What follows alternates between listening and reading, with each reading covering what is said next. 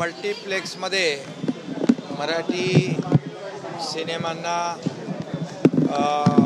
प्राधान्य मिळालं पाहिजे यासाठी एक बैठक झाली आणि या बैठकीमध्ये संबंधित आपले सांस्कृतिक मंत्री होते, परिवहन मंत्री होते आणि या बैठकीमध्ये आपले मराठी चित्रपटाचे दिग्दर्शक होते आणि त्याचबरोबर मल्टिप्लेक्स थिएटरचे लोक होते. संबंधित ज्या बैठकीमध्ये ज्या लोकांनी सूचना केलेल्या आहेत, काही सजेशन्स आहेत आणि त्यामध्ये एक सविस्तर चर्चा करून मराठी सिनेमांना प्राधान्य दिलंच पाहिजे. कुठल्याही परिस्थितीमध्ये एक डेडिकेटेड स्क्रीन मराठीसाठी ठेवली पाहिजे अशी त्यांची मागणी होती.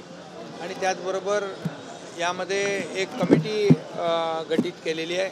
या कमिटीमध्ये गृह विभागाचे अपर मुख्य सचिव आहेत, त्याचबरोबर प्रधान सचिव अपील आणि सुरक्षा आहेत आणि बाकी नगरविकास विभागाचे, सांस्कृतिक विभागाचे, परिवहन विभागाचे आणि मराठी सिनेमांचे निर्माते, वितरक, मल्टिप्लेक्सचे मालक, फिल्म सिटीचे अधिकारी आहेत, चित्रपट महामंडळाचे प्रतिनिधी आहेत आणि त्याचबरोबर विविध अनेक जे काही संबंधित लोक आहेत त्यांच्याबरोबरची एक कमिटी स्थापन केलेली आहे.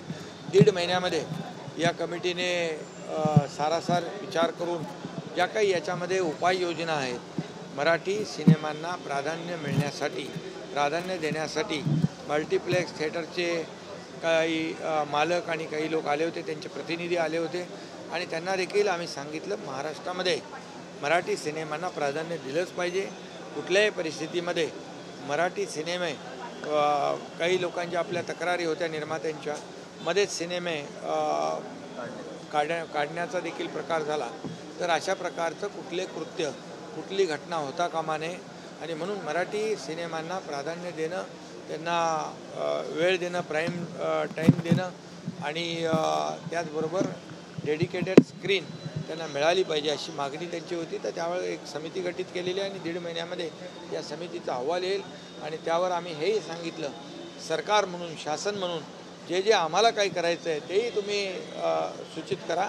त्यावर शासन देखील सकारात्मक आहे आणि पूर्णपणे मराठी सिनेमा निर्मात्यांच्या मागे मराठी सिनेमा जास्तीत जास्त दाखवले गेले पाहिजे आणि या महाराष्ट्रामध्ये मराठी सिनेमांना न्याय मिळाला पाहिजे अशा प्रकारची भूमिका सरकारची आहे. आणि स्थानिक स्वराज्य संस्थांच्या निवडणुकीबाबत व्हीव्हीपॅट मशीन ही नसणार आहे अशी भूमिका केली. गोंधळ होऊ शकतो. त्यामुळे नेमकी आपली मागणी काय असणार आहे? व्हीव्हीपॅट असावे की नसावे असं?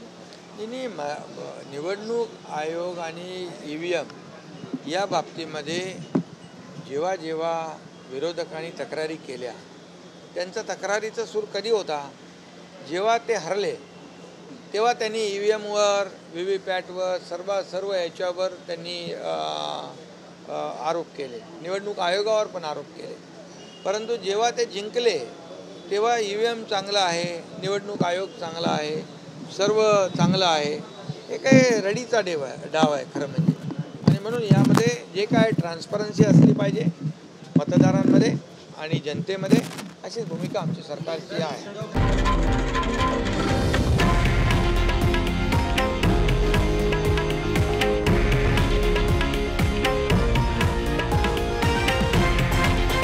हे आहे देशातील नंबर 1 न्यूज नेटवर्क आणि आपण पाहत आहात TV9 मराठी, एकमेव.